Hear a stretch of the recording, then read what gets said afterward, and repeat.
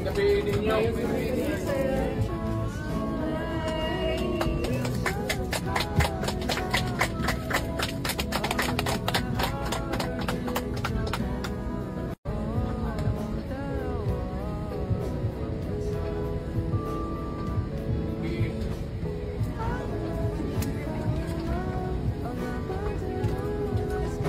May gabi ninyo.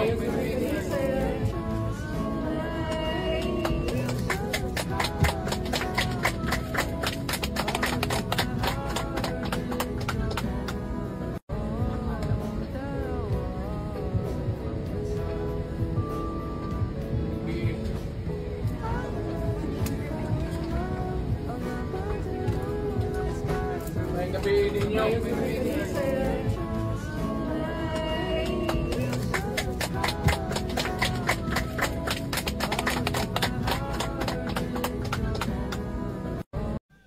Para ragyod sa mga gwapa.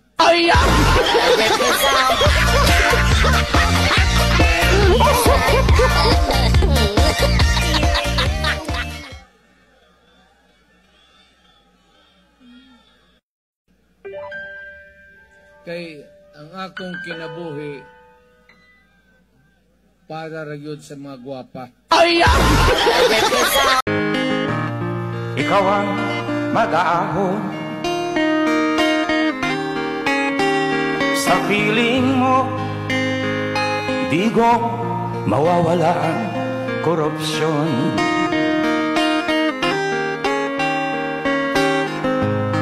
Tayo na May gabi ninyo.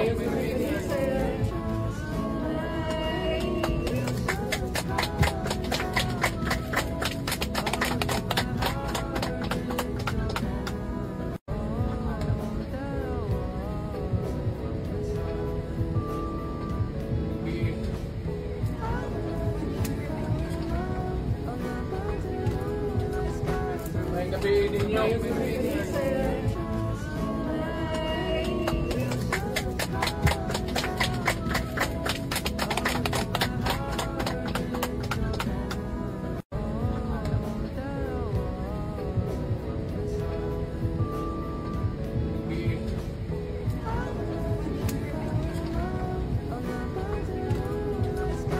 May gabi ninyo.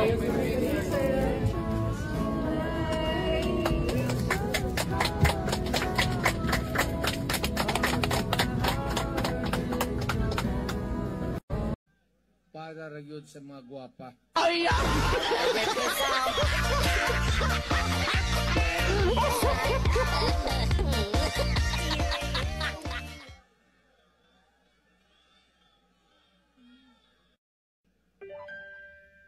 Kay ang akong kinabuhi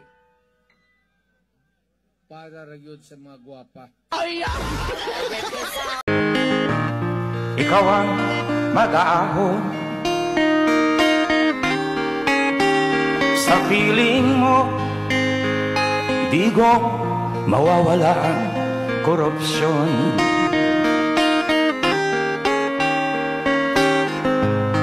Tayo na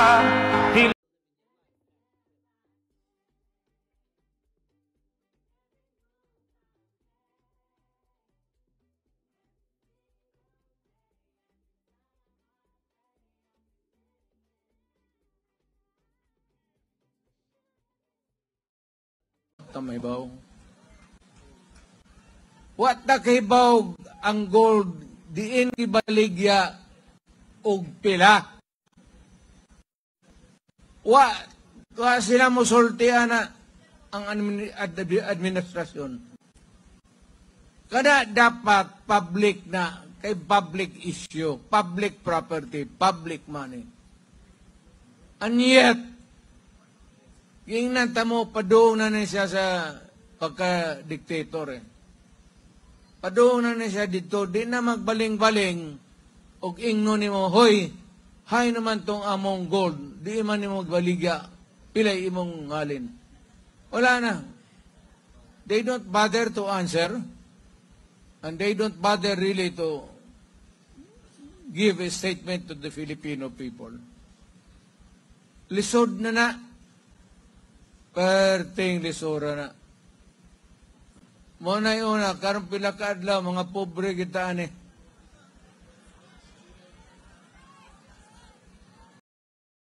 Sinalaw ni Pangulong Rodrigo Duterte ang puntod ng kanyang mga magulang sa Davao City isang linggo matapos ang undas. Kasunod ito ng pagbubukas ng mga sementeryo na isinara sa publiko mula October 29 hanggang November 2 upang maiwasan po ang kumpulan ng mga tao sa harap ng patuloy na banta ng COVID-19. Si Pangulo ay sinamahan po ni Senador Bongo sa pagpunta at pag-aalay ng bulaklak sa musileo ng kanyang mga magulang sa Roman Catholic Cemetery sa Davao City. Ang ama ni Pangulong Duterte na si Vicente Duterte, ang dating gobernador ng Davao Province, habang ang ina nito na si Soledad ay isa sa kinikilala at iginagalang na civic leader ng lalawigan. Matapos ang undas, kasunod ito ng pagbubukas ng mga sementeryo na isinara sa publiko mula October 29 hanggang November 2 upang maiwasan po ang kumpulan ng mga tao sa harap ng patuloy na banta ng COVID-19. Si Pangulo ay sinamahan po ni Senador Bongo sa pagpunta at pag-aalay ng bulaklak sa musileo ng kanyang mga magulang sa Roman Catholic Cemetery sa Davao City. Ang ama ni Pangulong Duterte na si Vicente Duterte, ang dating gobernador ng Davao Province, habang ang ina nito na si Soledad ay isa sa kinikilala at iginagalang na civic leader ng lalawigan.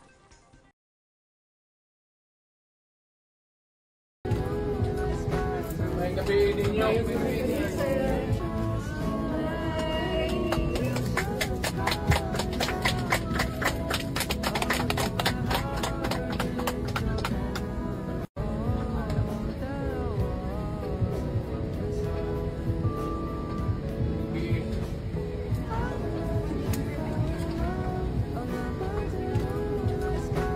May gabi ninyo.